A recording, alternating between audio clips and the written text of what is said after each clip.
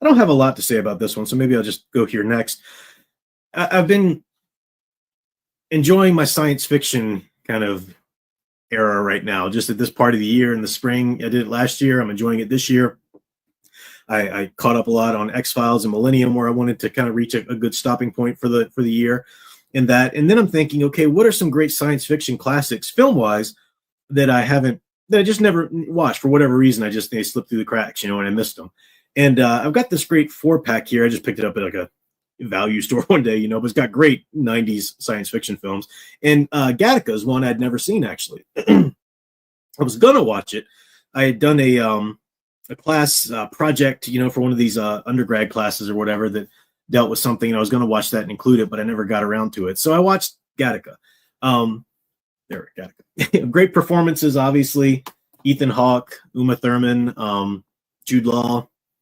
Great cast, great performances. Really cool story. I like the setup. I like the premise.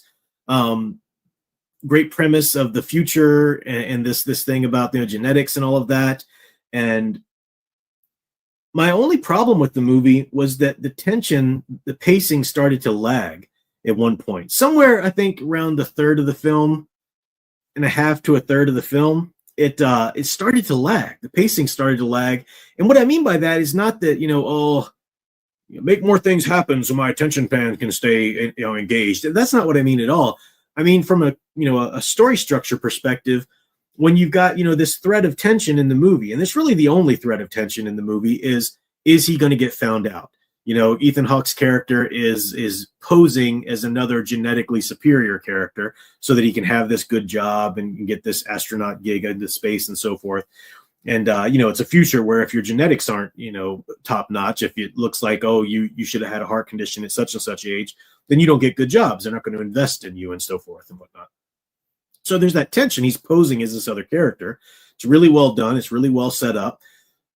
But that's kind of the only. Now there are some little spikes of tension that pop off of that, like his relationship with this Uma Thurman character. Is she going to find out? There's a murder investigation going on, which kind of puts him. He didn't do it, but it kind of puts him under the microscope a little bit, and maybe gets him closer to being found out as a fraud. But that's the central tension, just that. And you're somewhere from half of the film to a third of the film, it starts to wear out. You're like, okay, look, I get it. Just tell me, does he get caught or not? Come on, let's move things along a little bit. So I did feel like that a little bit. Now I like the ending. I really love how it resolved. The ending got there. Alan Arkin's also another amazing actor, who does a great job in it. But it was a movie I felt could have been a little shorter, or not shorter if you add some more stuff in that really gives me keeps the tension going. It's something as a storyteller you need to think about. Tension's everything.